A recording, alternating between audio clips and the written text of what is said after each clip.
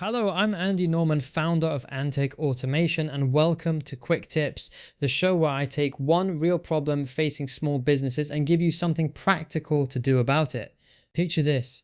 You get in on a Monday morning and the tool that handles your after hours inquiries has gone completely silent. No error message, no warning email, nothing. You dig into it and eventually trace the problem back to an AI company that lost access to its own computing infrastructure because of a government restriction that had nothing to do with them. Their newer models got switched off for commercial use, and the notice they had was minimal. Every prospect who tried to reach you over the weekend got no answer at all.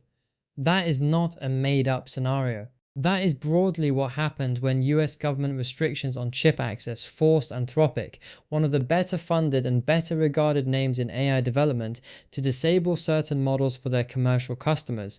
They had enterprise clients, a strong reputation, serious backing, and still the service went down because of something sitting entirely outside their control. If it can happen to them, it can happen to any vendor you are relying on right now. So let me give you 3 practical things to take away from this, because I think most small professional service businesses are sitting on a risk they have not fully mapped. The first is to understand what is actually powering your tools. Most AI products you buy are not built on technology the vendor owns outright. They sit on top of a model from one of a handful of major providers, and if that underlying model changes, gets restricted, or gets pulled, your tool goes with it. Before you commit to anything, ask the vendor directly, which model does your product run on, who provides it, and what happens to my service if that model becomes unavailable? What is your fallback? How fast can you switch? If they cannot give you a clear answer to those questions, that is itself the answer. The vendors worth talking to have already thought this through. The second is to change the order in which you evaluate vendors. Most of the time we look at features first. Natural sounding conversations, smart routing, CRM integrations, the whole demo, and the demos are always impressive, but every one of those features is worthless if the system is not running when your clients actually need it. I spent over 30 years in managed print services, running field service operations, and the one thing I saw wreck businesses time and again was over-investing in capability and under-investing in reliability. It is the same lesson here. Ask about uptime guarantees. Ask whether they have redundant infrastructure. Ask whether they have ever had a service disruption because a third-party model was changed or withdrawn. Stability is not a bonus feature, it is the product. Everything else sits on top of it. The third is about your own preparation, because even the most robust vendor will hit trouble eventually.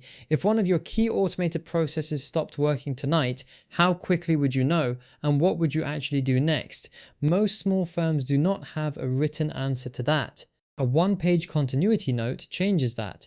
List the processes in your business that depend on AI tools. Describe the manual workaround for each. Name who you would contact if a vendor went down, and note roughly how long it would take to switch to an alternative. It does not need to be a formal document, just a note that means you are never caught completely flat-footed.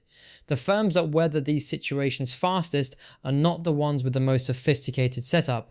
They are the ones who already knew what step 2 was before step 1 fell over. I talk to professional service businesses regularly about where their real exposure sits when they bring in AI tools, and this question about vendor infrastructure almost never comes up in those early conversations. Everyone wants to know which tool is best. Very few people ask what happens when that tool stops. That gap is worth closing before you need to, not after. The full write-up is on the blog at antekautomation.com, including a list of specific questions you can take into any vendor conversation. Worth bookmarking before your next renewal or evaluation. I'm Andy Norman, this has been Antek Automation. Find us at antekautomation.com and I'll see you on the next one.